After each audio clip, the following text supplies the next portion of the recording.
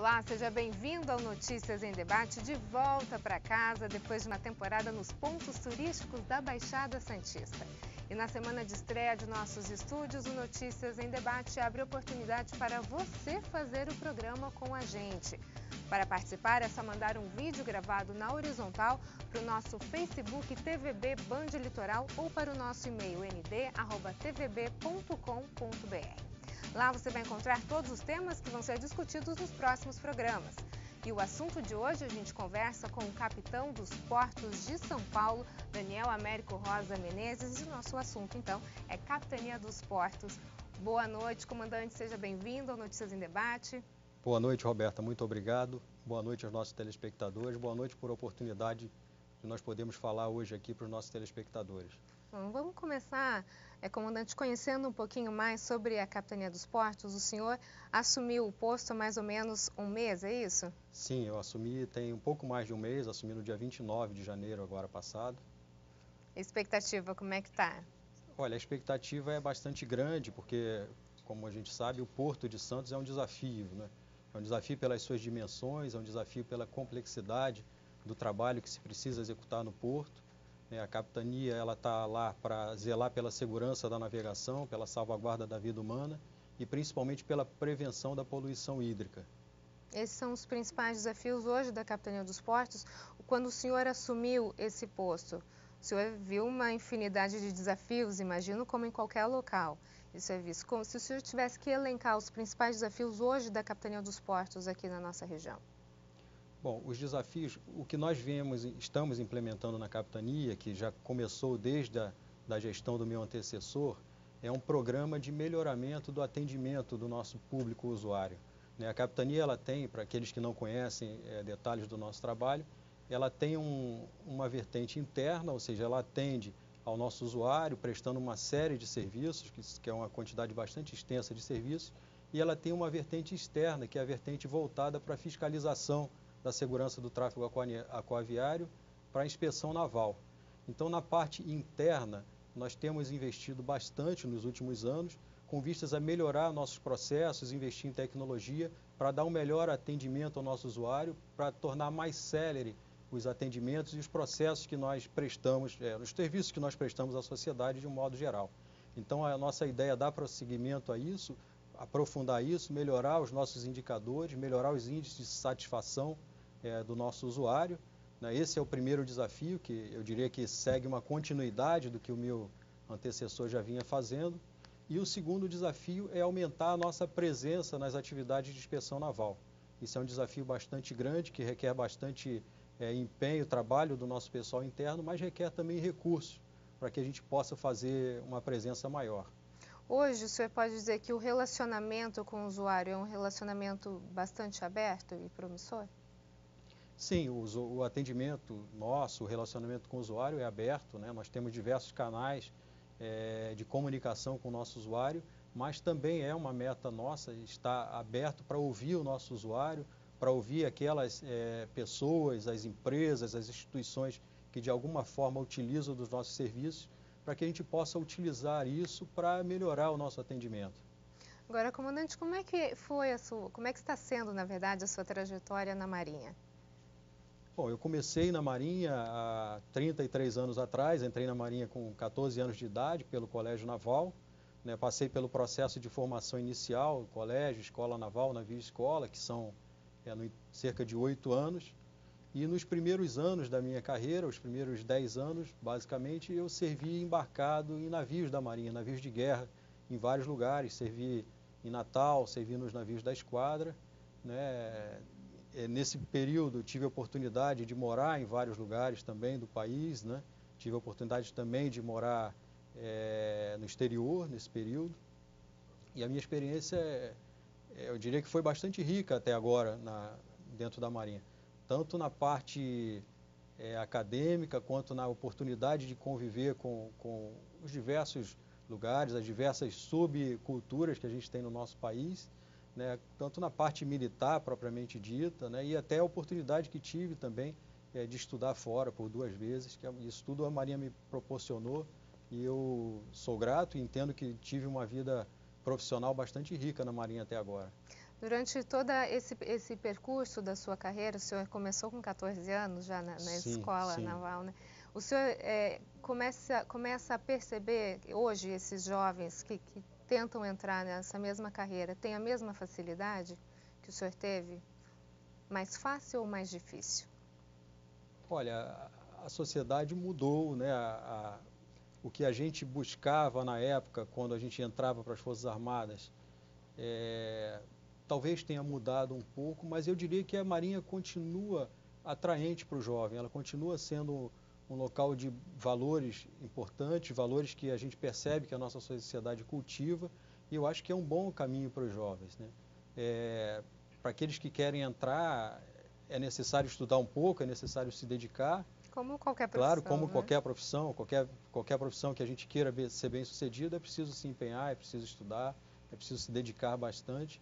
Mas eu diria que a Marinha continua sendo atraente para os jovens, né? Os jovens de hoje, embora a sociedade tenha mudado, embora as pessoas hoje talvez pensem um pouco diferente do que nós pensávamos, tenham muito mais informação, o jovem tem muito mais acesso a tudo, né, do que nós tínhamos naquela época, mas eu entendo que ainda a gente percebe que ainda tem um interesse bastante grande, e eu acho que a Marinha é uma casa de bons valores, é uma casa onde o jovem consegue também se realizar profissionalmente, mesmo nos dias de hoje. Agora, durante toda a sua trajetória, qual experiência profissional foi rica o suficiente para levar o senhor a esse posto que o senhor está hoje de capitão dos portos? Olha, como eu falei, eu tive experiências muito variadas na Marinha, né? E eu tenho dificuldade todas foram muito ricas, teria dificuldade de dizer qual foi a mais rica, ou se houve alguma que eu abriria a mão, que não tivesse sido de grande valor para a minha formação e até mesmo para a minha vida pessoal. Eu tenho dificuldade de elencar uma experiência mais rica. Lógico que os primeiros anos da minha carreira, embarcado em navios, embarquei num navio grande, num porta-aviões, depois embarquei num navio pequeno, muito pequeno, um navio patrulha lá no nordeste do país. Tive a oportunidade de comandar um navio desse, ainda jovem, com menos de 30 anos. Então, tudo isso foram experiências bastante ricas e eu acho que vai formando, digamos assim, nosso cabedal, a nossa capacidade para depois enfrentar problemas de maior complexidade e de maior dificuldade ao longo da carreira. Voltando nessa questão da formação dos jovens para a Marinha, o senhor acha que, a gente mencionou a questão que mudou muito, né? A forma de pensar, até inclusive os próprios valores hoje que a sociedade impõe no jovem. Mas seria uma carreira promissora ainda? Algo que o jovem ainda busca? Como é que o senhor vê isso? Sim, eu percebo isso sim no jovem. O jovem ainda quer entrar para a Marinha, a gente percebe. As escolas ainda têm uma grande procura, as escolas militares. Né? A Marinha de hoje também não é a Marinha da minha época, nem poderia ser, 33 anos depois. Quando eu entrei na Marinha, nós não tínhamos computador ainda, né? Os computadores pessoais estavam começando. Né? Quando eu comecei a trabalhar, eu comecei a utilizar pela primeira vez os primeiros computadores, as primeiras redes, né? E hoje nós estamos já há 20 anos que a internet está difundida, então naturalmente é diferente, a sociedade é diferente e a Marinha também é diferente.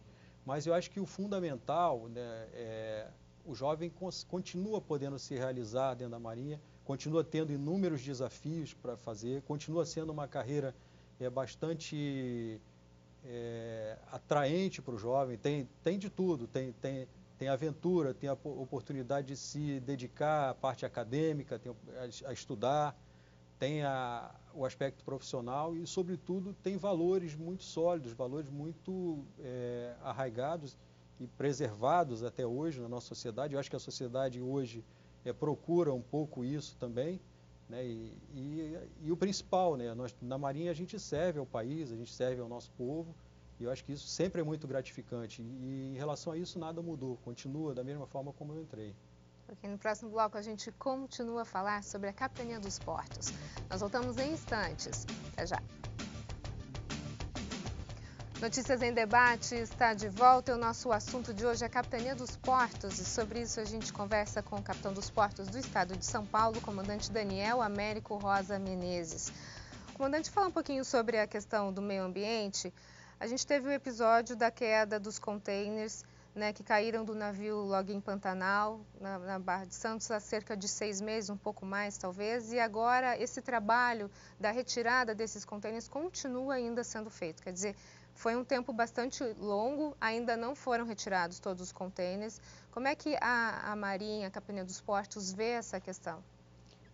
Primeiramente, a competência da Marinha nesse aspecto, a Marinha, ela, por definição legal, né, nós temos a responsabilidade de prevenir e tratar a poluição causada por embarcações, de um modo geral, né? Mas nós não somos a única autoridade que tem competência nesse setor. Nós temos o IBAMA, temos vários outros órgãos ambientais, sejam nível federal, estadual ou municipal. No caso dos contêineres especificamente, né, o que tem se percebido até agora é que tem sido bastante difícil localizar esses contêineres, né? Foram localizados hoje cerca de metade dos contêineres que caiu, principalmente pela característica do leito marinho aqui no estuário, próximo, na saída do canal do Porto de Santos, né, que faz com que os contêineres venham a se afundar, a se enterrar no leito marinho. Então isso torna muito difícil localizar esses contêineres. É uma coisa que já foi constatado, que aí a gente tem uma certa tranquilidade, nos dá uma certa tranquilidade sob o ponto de vista ambiental, é que não havia nenhum material que pudesse, um material tóxico que pudesse causar danos sérios ao meio ambiente, né? Praticamente eram todos partículas, equipamentos sólidos, materiais sólidos, que têm baixo poder de agressão ao meio ambiente. Não havia óleo, não havia nada disso. Logicamente que a existência desse material no fundo do mar por si só é uma poluição e tem que ser combatido e tem que se responsabilizar aquelas pessoas que deram causa, né? Mas a nossa principal preocupação no que diz respeito à autoridade marítima, que zela também pela segurança da navegação, é garantir que nenhum desses contêineres venham a se tornar um obstáculo à navegação ou um perigo à navegação estando no fundo do mar. E para isso nós estamos tomando uma série de precauções, né, uma série de verificações que estão sendo feitas, levantamentos detalhados do fundo do mar, para garantir que após o término desse trabalho não permaneça nenhum risco, nenhum perigo à navegação. Isso nós estamos providenciando, estamos cobrando das empresas, né, que trabalham hoje na retirada disso, para garantir que a segurança da navegação vai estar preservada. A gente sabe que foi um evento de grandes proporções, né? Sim, foram sim. muitos contêineres e o tempo também para se acontecer essa retirada foi um tempo bastante considerável, até porque se fosse uma carga nociva a gente teria um problema muito maior. Exatamente. Né, comandante? Agora, o que pode ser feito? Eu acho que a gente tem que tirar uma grande lição disso que aconteceu, né? O que pode ser feito para minimizar isso em outras ocasiões? Eu acho que a ocorrência por si só, ela já é bastante didática, né? Mostra para a empresa, para o agente poluidor, os danos que isso traz, os prejuízos que isso traz, né? E isso certamente vai ser mais um caso de estudo e vai ser um motivo para que se venha a tomar as medidas necessárias para que não venha a ocorrer. A autoridade marítima, cada vez que ocorre um acidente desse, ela faz uma investigação. E essa investigação ela busca não só identificar as causas, mas também adotar procedimentos futuros para evitar que acidentes como esse venham a ocorrer. Então nós atuamos nesses dois aspectos. Essas causas são amplamente disseminadas, isso a comunidade marítima tem pleno conhecimento disso, e eu acho que esse episódio que nós tivemos aqui, ele vai servir bastante como um aprendizado e vai contribuir para que novos acidentes não venham, dessa natureza, claro, não venham a ocorrer no futuro. O senhor pontuou a questão da navegação, né, que é um dos aspectos que a Capitania dos Portos se preocupa para que os navios consigam passar pelo Porto de Santos sem nenhuma dificuldade. Nesse quesito, eu queria conversar um pouquinho agora sobre a questão da dragagem. Sim. Como é que o senhor vê essa posição da dragagem, que é um assunto que volta e meia está em alta, as pessoas estão discutindo se vai ter, se não vai ter, o que vai acontecer? Sim, sim. Primeiramente, é interessante nós explicarmos um pouco qual é a problemática da dragagem, né? O Porto de Santos, ele fica numa área de um estuário, ou seja, o que é um estuário? São diversos rios que desaguam para aquela região e que trazem sedimentos, trazem material para o fundo para o leito marinho e que fazem com que de tempos em tempos haja necessidade de escavar novamente o fundo para se manter aquelas profundidades. E essa escavação é exatamente a dragagem, né? E os navios, quando entram, eles têm o que nós chamamos de calado, ou seja, é uma profundidade mínima para que eles possam entrar. Os navios entram carregados, cada dia, né, conforme o tempo passa, os navios estão aumentando, se tornando mais exigentes em termos de profundidade. Então há necessidade de que o Porto de Santos se mantenha, né, com a profundidade necessária para receber esses navios. E daí vem o problema da dragagem, né? A dragagem ela é feita para manter, né, essa profundidade, e para a autoridade marítima, o que cabe a ela? Cabe a ela coordenar os trabalhos, né, de dragagem e principalmente de estabelecimento desse calado. E quando nós olhamos para isso, quanto mais estável for esse processo, ou seja, se nós tivermos uma empresa garantindo a manutenção dessa profundidade, é melhor. É melhor para a segurança, é melhor para as empresas que trabalham ali, porque tem previsibilidade nos seus contratos, né? Então, a autoridade marítima vê dessa maneira. Ela zela, primeiro, para a garantia da segurança, ou seja, para que o calado se mantenha e que não se torne um perigo à navegação, um obstáculo para os navios, mas principalmente para que haja uma estabilidade em todo esse processo. Até porque se isso não acontecer, né, comandante, o Porto de Santos ele perde a sua competitividade, né? Não consegue receber vários tipos de navios que hoje a gente tem. Uma redução de calado de 10 centímetros, por exemplo, implicam em milhares de toneladas de carga que um navio deixa de transportar, e isso prejudica a economia, sem dúvida nenhuma, prejudica a eficiência do porto. E o senhor é a favor dessa concessão da gestão da dragagem ser por iniciativa privada? Olha, esse assunto ele vem sendo tratado, né, foi uma iniciativa dos empresários que atuam no Porto de Santos e está sendo tratado junto ao poder político, né? Para a autoridade marítima, a forma como isso vai ser feito, as decisões que vão ser tomadas, ela não é muito relevante. O que interessa à autoridade marítima é que se chegue a uma solução que dê estabilidade ao sistema, né, da dragagem, né, para que nós tenhamos garantia de que vamos ter uma dragagem em permanência. Agora, o modelo que vai ser adotado não é da nossa atuação, não é da competência da autoridade marítima, isso é do poder político decidir sobre esse modelo, mas o que interessa para a gente, que vai garantir a segurança da navegação, a estabilidade, né, dos trabalhos que são exercidos no porto, é ter uma estrutura permanente, que garanta uma dragagem permanente no Porto de Santos. Ok, nós vamos para um rápido intervalo. Notícias em Debate volta já já. Notícias em Debate está de volta. O nosso assunto de hoje é Capitania dos Portos e sobre isso a gente conversa com o comandante Daniel Américo Rosa Menezes, capitão dos portos do estado de São Paulo. Comandante, o que é o Grupamento de Patrulha Naval Sul-Sudeste? O Grupamento de Patrulha Naval Sul-Sudeste é um grupamento de navios, ou seja, uma falando numa linguagem coloquial para que as pessoas entendam, é uma mini frota de pequenos navios que estão vindo para Santos, estão sendo instalados aqui agora em Santos, para fazer a patrulha naval no litoral de São Paulo.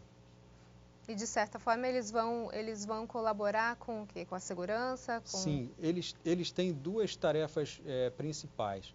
A primeira é a patrulha naval, como o nome bem diz, né, que é uma tarefa voltada para a soberania do país, né, dentro das nossas águas jurisdicionais, ou seja, da Zona Econômica Exclusiva Brasileira, que é o espaço que vai desde a nossa costa até 200 milhas. Né. Então, esses navios, o que eles fazem lá? Eles exercem o poder do Estado no mar, ou seja, faz com que as leis do Estado brasileiro sejam cumpridas no mar.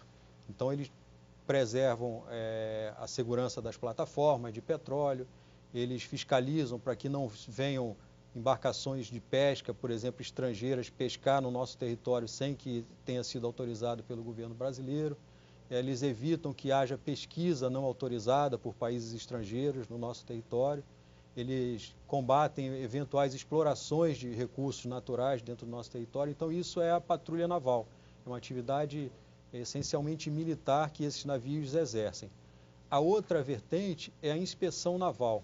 O que é a inspeção naval? A inspeção naval é voltada, é uma atividade, eu diria, menos militar e mais administrativa, que é a competência da Autoridade Marítima Brasileira, que é zelar pela segurança da navegação. Então, nessas tarefas, eles fazem inspeções de embarcações, né, eles fazem as inspeções em navios, ou seja, tem uma série de outras tarefas administrativas e nessas tarefas eles trabalham em conjunto com a Capitania dos Portos de São Paulo. Agora, esse grupamento que o senhor falou que está chegando da patrulha Naval Sul-Sudeste já chegou a Santos? Ou está chegando nos próximos meses? Hoje está implantado um núcleo, né? Esse núcleo começou a ser implantado em 2014, né? E havia à época nós tínhamos uma realidade orçamentária diferente, depois veio uma crise econômica, que todos têm conhecimento, mas a partir da implantação desse núcleo em 2014, nós tínhamos uma programação, um projeto para implantação das infraestruturas e para a chegada dos navios. Esse projeto ele ficou em dormência por cerca de 2 anos e a partir do segundo semestre do ano passado ele foi retomado, né? Então nós estamos agora ultimando os preparativos para que nós possamos receber o primeiro navio de patrulha a partir do segundo semestre desse ano. Nós já recebemos duas embarcações menores, nós chamamos de aviso de patrulha, ou seja, são embarcações um pouco menor que o navio de patrulha, mas maiores do que as lanchas de inspeção naval, que já estão em Santos, também estão sendo preparadas.